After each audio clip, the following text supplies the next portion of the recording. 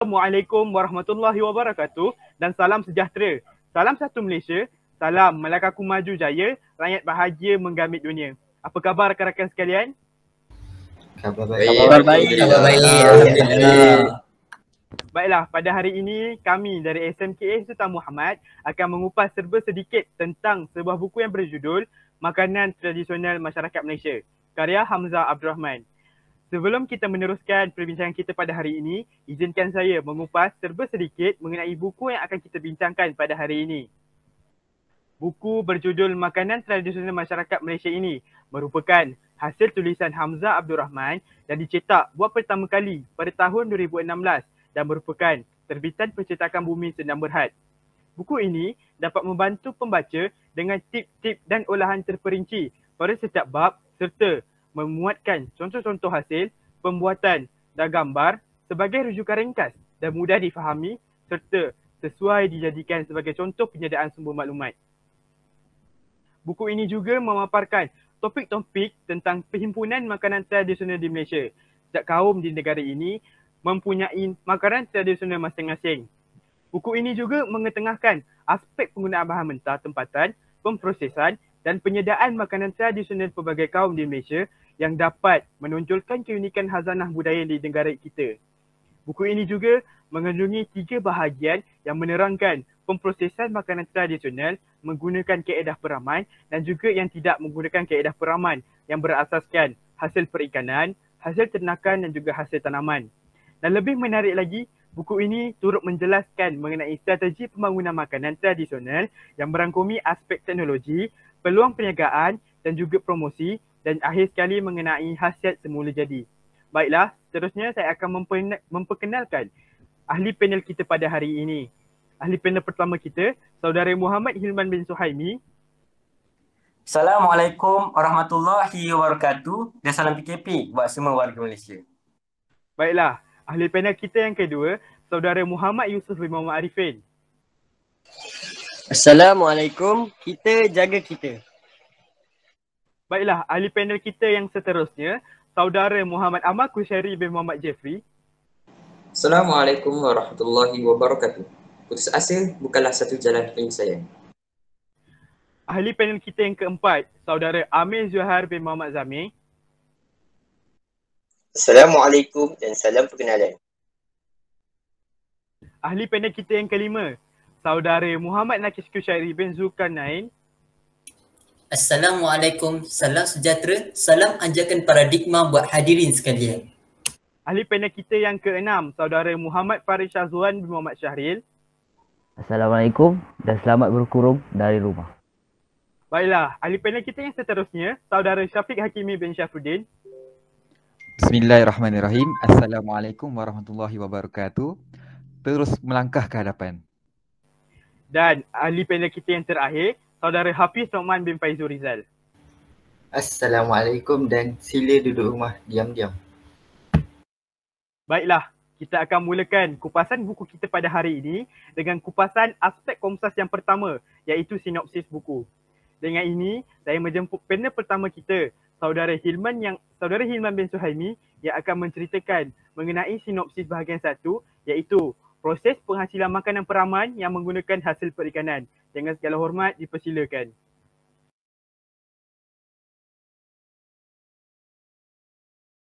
Warahmatullahi wabarakatuh. Saya Muhammad Hilman akan memberikan sinopsis bagi bab 1 pada buku yang kami kaji, iaitu tentang makanan hasil perikanan yang menggunakan kaedah peraman. Hampir semua makanan yang menggunakan kaedah hasil peraman memerlukan masa berminggu hingga berbulan untuk menyiapkannya. Namun, makanannya mampu bertahan lama juga.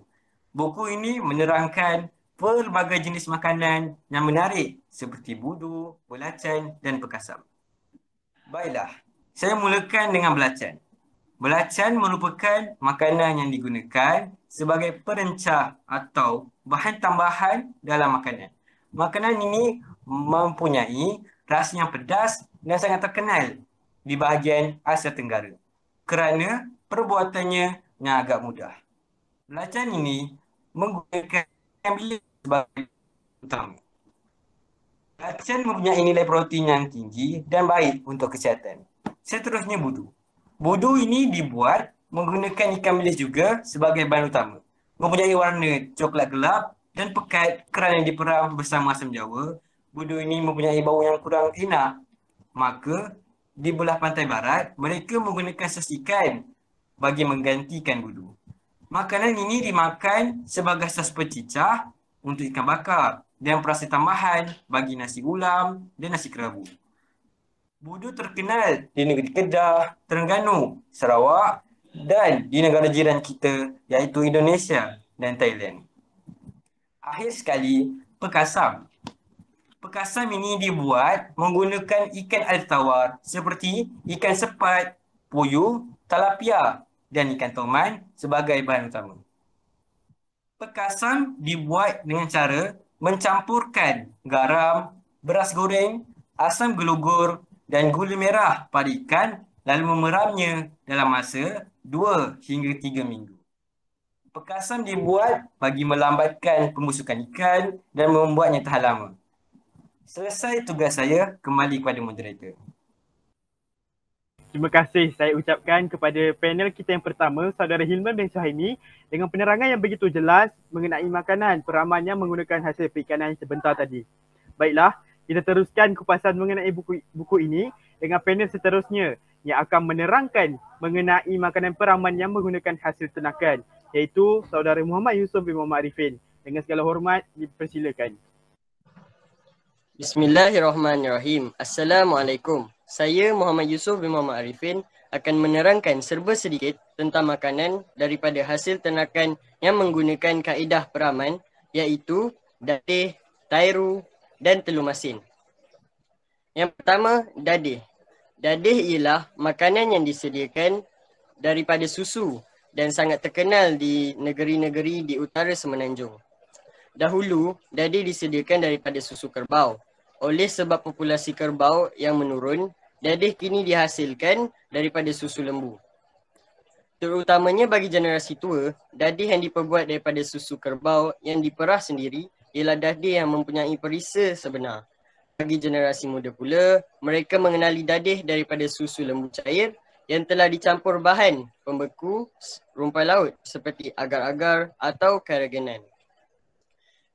Seterusnya, tairu. Makanan peraman ini amat terkenal dalam kalangan masyarakat India di Malaysia. Tairu dibuat daripada susu lembu. Terdapat juga pengusaha yang menggunakan susu kacang soya. Tairu dibawa ke negara ini semasa kaum India berhijrah dari India pada zaman British memerintah Malaya.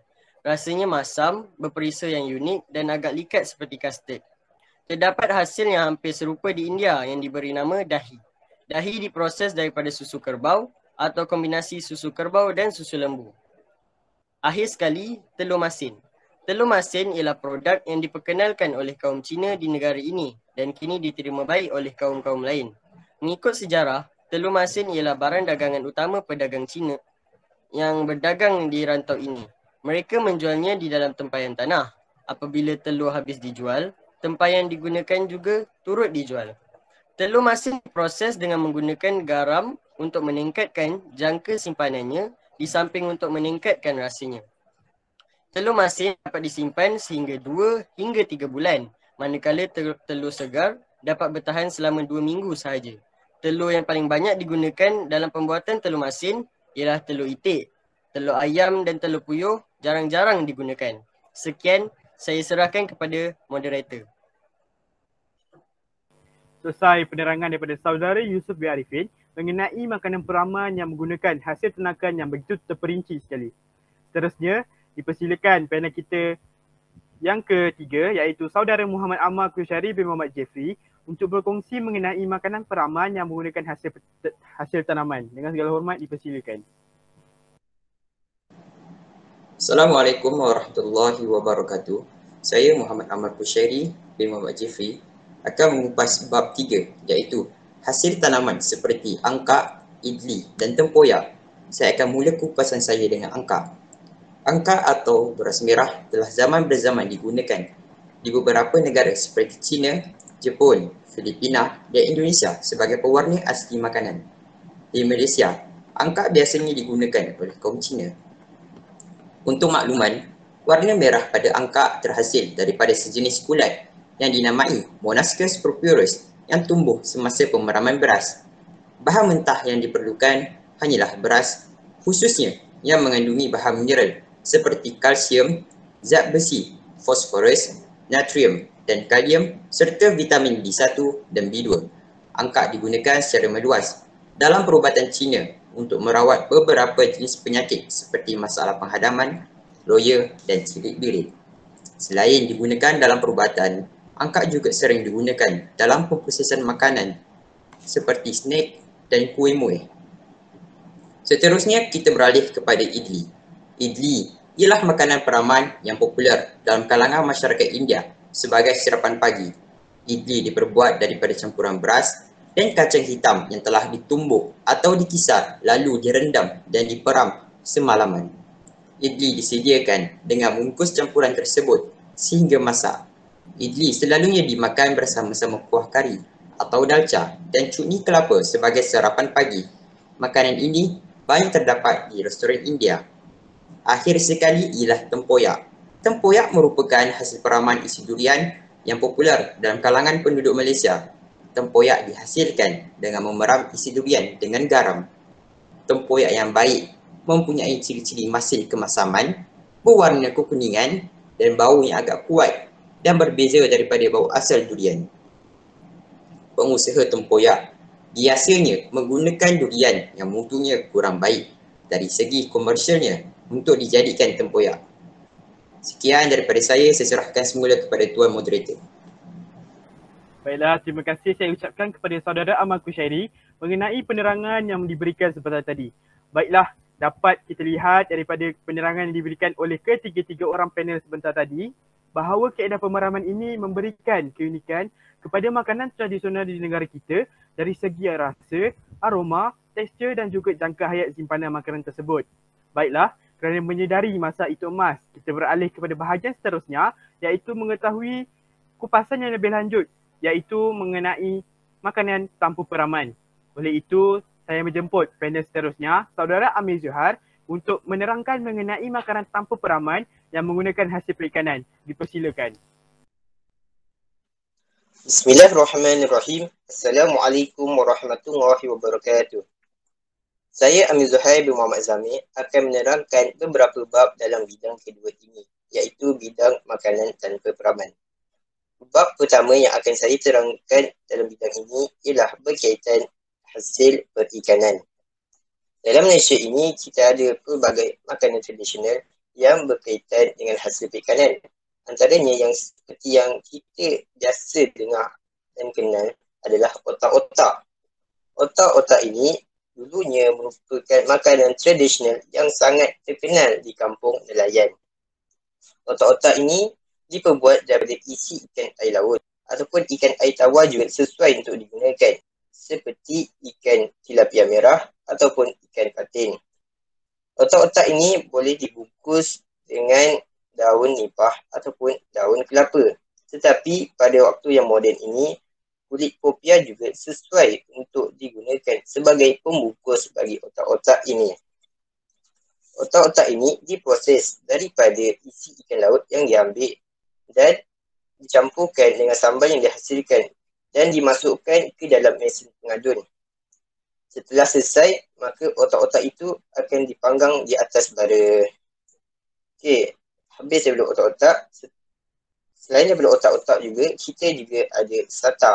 Sata ini ialah makanan ringan yang dihasil daripada isi ikan. Ianya sangatlah terkenal di negeri pantai timur seperti Kelantan, Pahang dan Terengganu.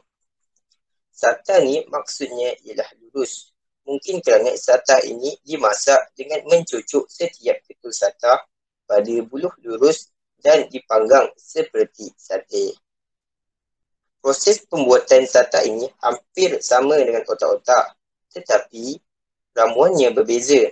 Contohnya seperti jika otak-otak menggunakan santan, maka sata pula menggunakan kelapa parut. Lalu selepas sata ini dibuat, sata ini akan dibentuk dan dibungkus oleh daun nipah dan dibentukkan dengan bentuk kon. Okay, habis daripada bab yang pertama ini, seterusnya saya akan menerangkan sedikit bab yang kedua dalam bidang ini, iaitu hasil ternakan. Hasil ternakan yang ada pada makanan tradisional Malaysia ini ialah telur puding. Telur puding ini ialah masakan warisan yang terkenal di negeri Johor. Telur ini direbus dengan daun-daun ataupun rempah ratus yang terpilih dan dibiarkan selama beberapa hari. Kebiasaannya adalah selama 3 hari. Melalui cara rebusan telur ini mampu bertahan sehingga 2 minggu atau lebih.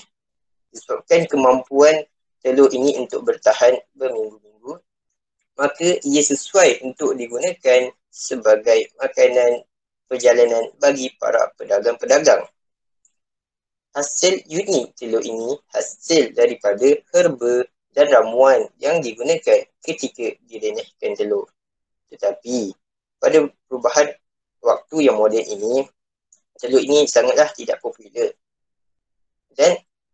Namun dia masih digunakan lagi untuk adat-adat Melayu. Contohnya seperti perkahwinan. Sekian, itu saja daripada saya. Saya serahkan lagi pembincangan ini kepada saudara Nakish. Terima kasih saudara Amir Zuhair. Baiklah. Bismillahirrahmanirrahim. Assalamualaikum warahmatullahi wabarakatuh. Tanpa membuang masa, selaku panel kelima, saya akan meneruskan ulasan kita pada hari ini dengan mengulas sinopsis bab 5 dan bab 6. Sinopsis bab 5 ini menceritakan tentang hasil ternakan. Terdapat pelbagai makanan tradisional di Malaysia yang dapat dihasilkan melalui hasil ternakan di negara kita. Antara makanan tradisional yang dapat dihasilkan ialah gantih.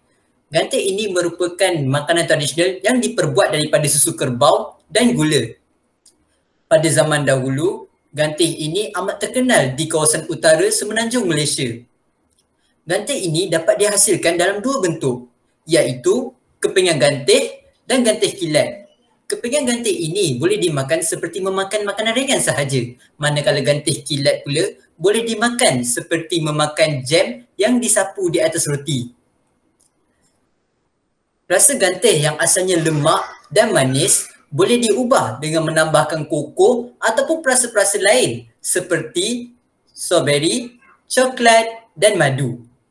Sekian itu saja ulasan untuk sinopsis bab 5 pada hari ini. Kita beralih kepada sinopsis bab 6 yang menceritakan tentang hasil tanaman. Hasil tanaman di negara kita ini dapat membuat pelbagai jenis makanan tradisional di negara kita.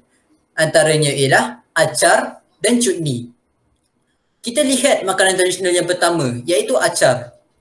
Acar ini merupakan makanan tradisional yang diperbuat daripada buah-buahan tempatan di negara kita, seperti limau kasturi dan limau nipis. Selain daripada menggunakan buah-buahan tempatan, terdapat juga pengusaha-pengusaha lain yang menggunakan buah-buahan import seperti buah tin dan buah kismis.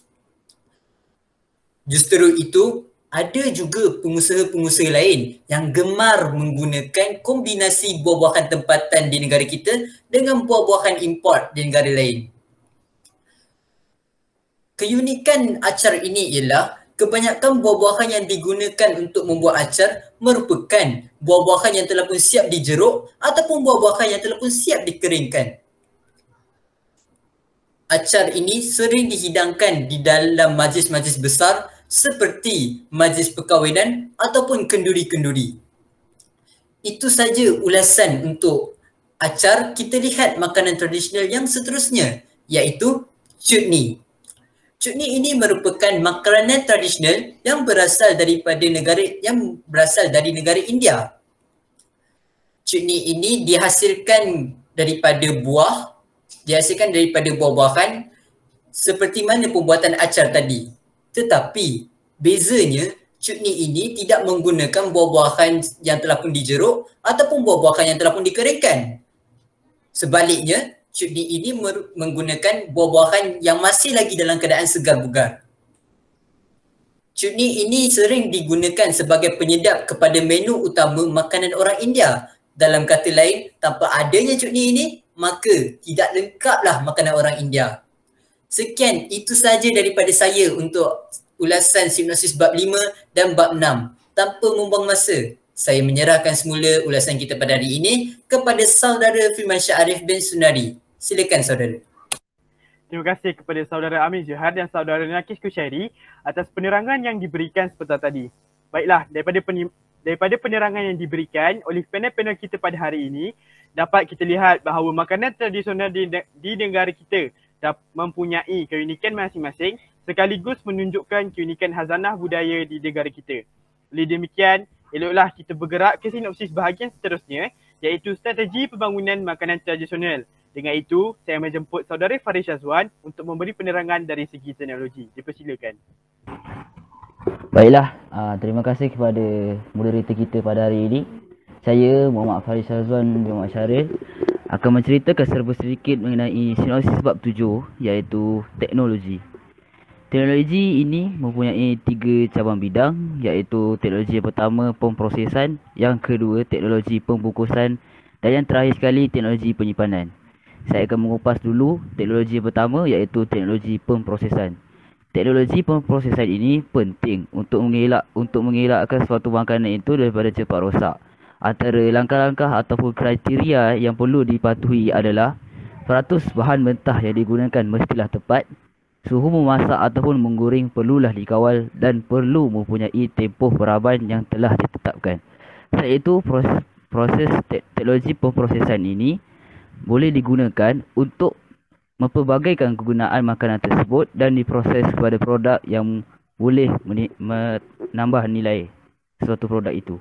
Contohnya, gula Melaka itu sendiri diproses menjadi sirap cair, kemudian boleh dihidangkan bersama waffle, pancake dan cendol. Seterusnya, teknologi pembungkusan. Teknologi pembungkusan ini perlulah menggunakan bahan pembungkus yang sesuai kerana untuk memastikan kesegaran dan ketahanan produk itu daripada cepat mudah rosak. Selain itu, teknologi pembungkusan ini perlulah dilabel dengan reka bentuk yang menarik untuk menarik lebih ramai pelanggan dan juga boleh dipasarkan ke seluruh pelosok negara. Contohnya, keripik pisang dibungkus di dalam plastik kedap udara agar mengelakkan ia daripada cepat rosak dan lemau. Dan teknologi yang terakhir iaitu teknologi penyimpanan. Teknologi ini memerlukan tempat penyimpanan yang sesuai dengan produk tersebut. Contohnya, ayam dan ikan yang pada kebiasaannya disimpan di dalam peti sejuk buku untuk mengelakkan mikro mudah membiak. Selain itu, kicap, cecaluk, budu dan lain-lain pada kebiasaannya disimpan di tempat pada suhu bilik kerana jangka masa penyelenggaraannya yang mudah dan mudah untuk diselenggara. Itu sahaja sinopsis sebab 7. Saya serahkan semula kepada moderator kita. Terima kasih kepada saudara Farid Syazwan atas penerangan yang begitu menarik sekali. Tanpa membuang masa, kita teruskan dengan ahli panel kita yang seterusnya, iaitu untuk menceritakan mengenai peluang perniagaan dan promosi. Dengan itu, saya menjemput saudara Syafiq Hakimi dengan segala hormat. Persilakan. Bismillahirrahmanirrahim. Assalamualaikum warahmatullahi wabarakatuh. Saya Syafiq Hakimi ingin menerangkan tentang bab 8, iaitu peluang perniagaan dan promosi. Terdapat 4 tajuk kecil yang penulis sampaikan kepada pembaca, iaitu proses-proses yang perlu dijalankan untuk menjadikan produk yang ingin dipasarkan disambut baik oleh para pelanggan. Pertama sekali, penulis memulai isi dengan pelan promosi yang sering diabaikan oleh para pengusaha yang menjual makanan tradisional. Pada era globalisasi dan teknologi yang berkembang pesat, para pengusaha harus memanfaatkan segala medium yang ada pada masa kini untuk memastikan produk yang ingin dijual dipromosikan pada tahap optimum. Bukan itu sahaja, penulis juga menitik beratkan pelan pemasaran yang perlu diketahui oleh para pengusaha supaya produk yang ingin dipasarkan bukan sahaja disambut baik di dalam negara, malah digemari juga oleh rakyat dari negara luar. Di samping itu, Agensi kerajaan juga mempunyai peranan penting untuk membantu para pengusaha menjayakan pelan mereka untuk menghasilkan dan mempromosikan produk mereka supaya lebih diberi perhatian oleh para pelanggan. Bukan itu sahaja, hal ini juga akan mengurangkan bebanan yang ditanggung oleh para pengusaha seperti dari segi kos mesin-mesin yang menghasilkan produk makanan. Agensi kerajaan juga mampu untuk memberikan para pengusaha pengalaman sebelum melangkahkan kaki ke dalam arena perniagaan. Hal ini dengan cara agensi kerajaan menyediakan kursus untuk mereka. Akhir sekali, peranan pengusaha itu sendiri. Pengusaha itu sendiri memberikan peranan yang penting untuk menjayakan perusahaan mereka. Pengusaha perlu sedia menghadapi segala cabaran yang akan mereka tembuhi untuk memastikan mereka dapat mencapai pencapaian yang membanggakan. Bukan itu sahaja, mereka juga perlu memastikan pelbagai aspek terkawal, antaranya dari segi keselamatan makanan, para pekerja dan bersedia dari segi mental serta fizikal.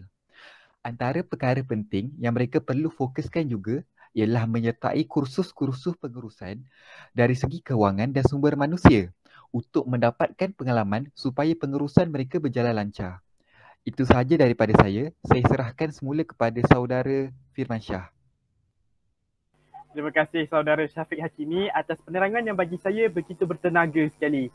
Kita beralih kepada bahagian seterusnya iaitu mengenai khasiat semula jadi bersama dengan saudara Hafiz Luqman. Dengan segala hormat dipersilakan. Okey, baiklah. Saya Hafiz Luqman akan menerangkan tentang bab 9 yang bertajuk khasiat semula jadi. Khasiat semula jadi ini merupakan salah satu daripada strategi pembangunan makanan tradisional. Dalam buku ini, penulis memberitahu bahawa terdapat dua jenis khasiat, iaitu khasiat pemakanan dan juga khasiat perubatan. Sebagai contoh, makanan yang mempunyai khasiat pemakanan ialah makanan peraman yang berasaskan susu, sayur dan kacang soya. Makanan ini dapat membantu dalam proses penghadaman dan juga dapat meningkatkan ketahanan dalam badan. Ini kerana bakteria, probiotik dan yeast di dalam makanan tersebut. Makanan yang tidak dipam juga mempunyai khasiat pemakanan tersendiri. Contohnya ialah makanan yang berasaskan ikan, daging dan telur. Makanan ini mempunyai protein yang sangat tinggi. Selain kaya dengan khasiat pemakanan, sebahagian makanan tradisional juga mempunyai nilai perubatan yang tidak boleh dipandang rendah. Sebagai contoh ialah budu. Budu didapati dapat mencerahkan kulit serta mempunyai bahan semula jadi anti penuaan. Semua ini berlaku kerana ekstrak marin daripada budu berupaya untuk melawan radikal bebas, merangsang pertambahan sel kulit dan juga menggalakkan penghasilan kolagen. Bahan radikal bebas yang terdapat pada budu juga dapat mengurangkan bintik-bintik jerawat dan menyelesaikan masalah kulit berminyak. Satu lagi produk tradisional yang mempunyai khasiat perubatan ialah beras merah atau dikenali sebagai angkap. Beras ini didapati dapat menyelesaikan pelbagai masalah seperti penghadaman, loya, cerit-berit dan juga lebam-lebam pada otot. Sekian, itu sahaja daripada saya. Saya serahkan semula kepada moderator kami. Terima kasih saudara Hafiz Luqman atas penerangan dan perkongsian yang diberikan sebentar tadi. Baiklah, daripada penerangan oleh ketiga-tiga orang panel kita pada hari ini, dapat kita lihat bahawa makanan tradisional di negara kita ini mempunyai peluang untuk diperkenalkan kepada peserta dunia. Oleh demikian, tamat sudah penerangan sinopsis mengenai buku yang berjudul Makanan Tradisional Masyarakat Malaysia. Tumbuh tinggi pohon ketapang, daunnya lebat, dahannya teguh. Ingat sibuk ketika lapang, kerja yang ada jangan ditangguh. Oleh itu, untuk menelusuri lebih dalam perbincangan kita pada hari ini, marilah kita bersama-sama mendengarkan mengenai kupasan aspek Komsas yang kedua, iaitu tema buku ini yang akan disampaikan oleh saudara Muhammad Nakis Kushairi bin Zulkarnain. Dipersilakan.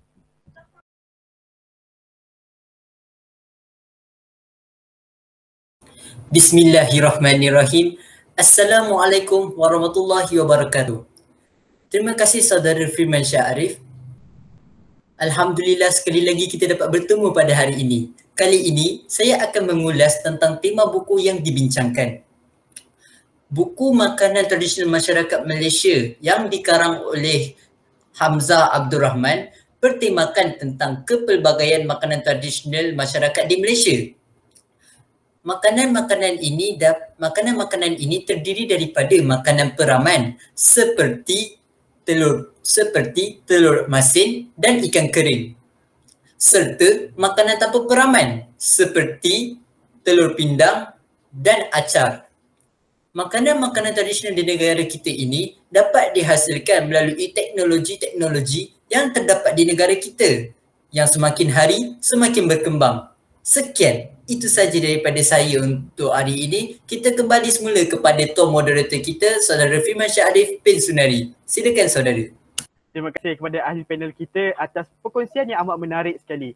Daripada penerangan yang diberikan oleh panel kita sebentar tadi, dapat kita ketahui bahawa buku makanan tradisional masyarakat Malaysia ini mempunyai satu tema yang amat menarik.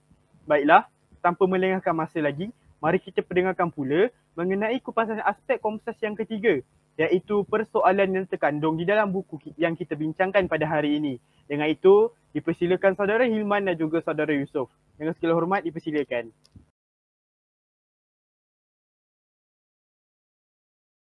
Warahmatullahi wabarakatuh.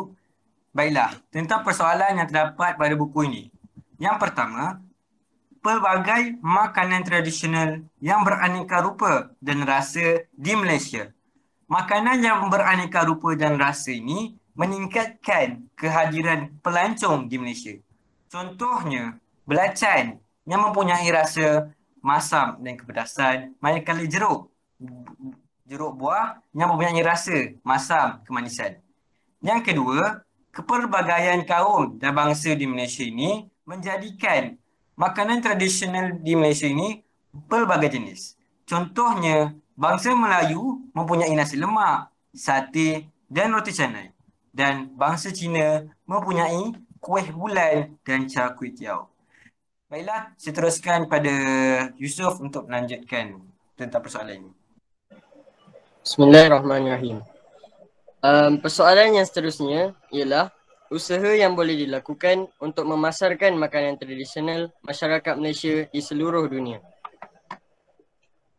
Yang pertama, pelan promosi yang berkesan perlu dirangka untuk meninggikan martabat makanan warisan kita.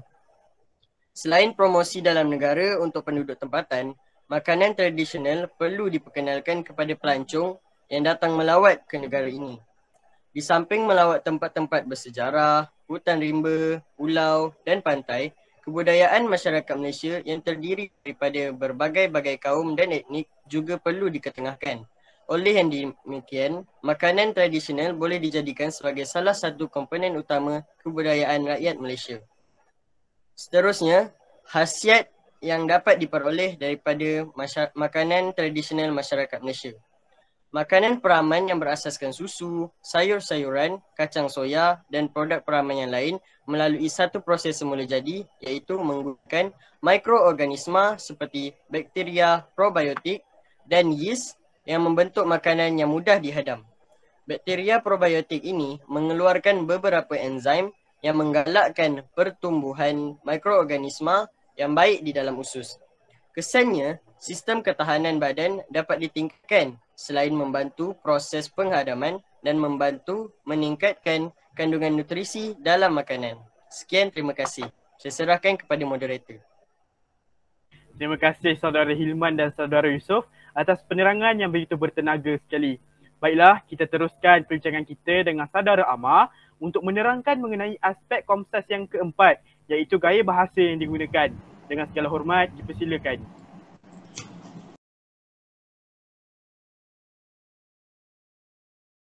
Assalamualaikum warahmatullahi wabarakatuh. Penggunaan gaya bahasa yang terdapat dalam novel ini ialah bahasa Inggeris seperti bioavailability. Perkataan ini terdapat dalam muka surat 119 yang membawa maksud bioketersediaan. Gaya bahasa seterusnya ialah istilah sains seperti Monascus purpurus yang terdapat pada muka surat 20. Monascus purpurus ialah sejenis kulat yang berwarna merah kekuningan dan merah yang tumbuh semasa pemeraman beras. Saya serahkan semula kepada tuan moderator. Terima kasih kepada ahli panel kita.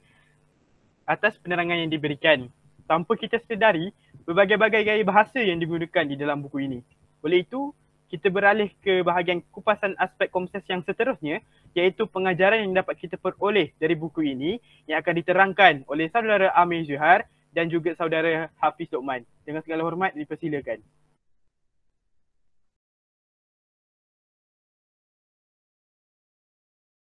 Terima kasih saudara Firman selaku moderator kita. Bismillahirrahmanirrahim. Pada hari ini, saya akan mengeluarkan dua pengajaran yang kita dapat daripada buku ini. Pengajaran yang pertama ialah kita haruslah menghargai makanan tradisional kita agar dikenalkan sepanjang zaman. Hal ini kerana proses pembuatannya mengambil masa yang lama dan memerlukan beberapa kaedah yang susah. Contohnya seperti proses pembuatan otak-otak yang di mana memerlukan proses yang agak lama dan memerlukan beberapa teknik yang susah untuk menghasilkannya dengan berkualiti. Okey, pengajaran yang kedua pula ialah kita mestilah mengembangkan lagi produk makanan tradisional kita ini supaya terkenal di seluruh dunia. Dengan cara melalui perindustrian negara kita yang maju ini. Contohnya produk berbola ikan kita yang sangatlah terkenal di serantau Asia Tenggara. Hasil daripada perkembangan teknologi industri kita yang membantu dalam perkembangan berbola ikan ini. Sekian, itu saja dari saya. Untuk mengetahui lebih lanjut mengenai pengajaran daripada buku ini, saya serahkan kepada saudara Hafiz Luqman. Okey, baiklah. Saya akan memberi lagi dua pengajaran, iaitu yang pertama ialah kita mestilah mengamalkan pemakanan tradisional agar masalah kulit dapat diatasi. Contohnya, pengambilan budu dalam pemakanan dapat memutihkan kulit serta menyelesaikan masalah kulit berminyak. Selain itu, pengajaran yang keempat ialah kita haruslah mengamalkan pemakanan tradisional agar tahap kesihatan lebih berkualiti. Sebagai contoh, pengambilan beras perang atau dikenali sebagai angkat dalam pemakanan seharian dapat mencegah masalah penghadaman. Sekian, itu sahaja untuk pengajaran. Saya kembalikan semula kepada moderator kami. Terima kasih kepada kedua-dua panel kita sebentar tadi atas penerangan yang begitu menarik sekali. Baiklah, diharapkan para pendengar dapat mengambil iktibar daripada pengajaran yang diberikan. Kita teruskan lagi ke bahagian kupasan aspek komses yang terakhir, iaitu kritikan sastra yang akan disampaikan oleh saudara Syafiq dan juga saudara Faris. Dengan segala hormat, dipersilakan.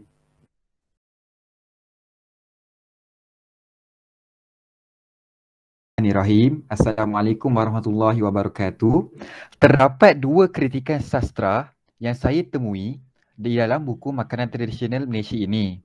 Pertama sekali, penulis menggunakan bahasa yang mudah difahami menyebabkan para pembaca mudah memahami dan menghayati isi yang ingin disampaikan oleh penulis. Bukan itu sahaja, semua golongan umur sesuai membaca buku ini kerana buku ini mengetengahkan tentang makanan tradisional Malaysia yang patut dihargai dan dibanggakan oleh rakyat Malaysia. Itu sahaja daripada saya. Saya serahkan tugasan seterusnya kepada sahabat saya yang bernama Faris Shazwan. Baiklah, terima kasih kepada saudara Syafiq.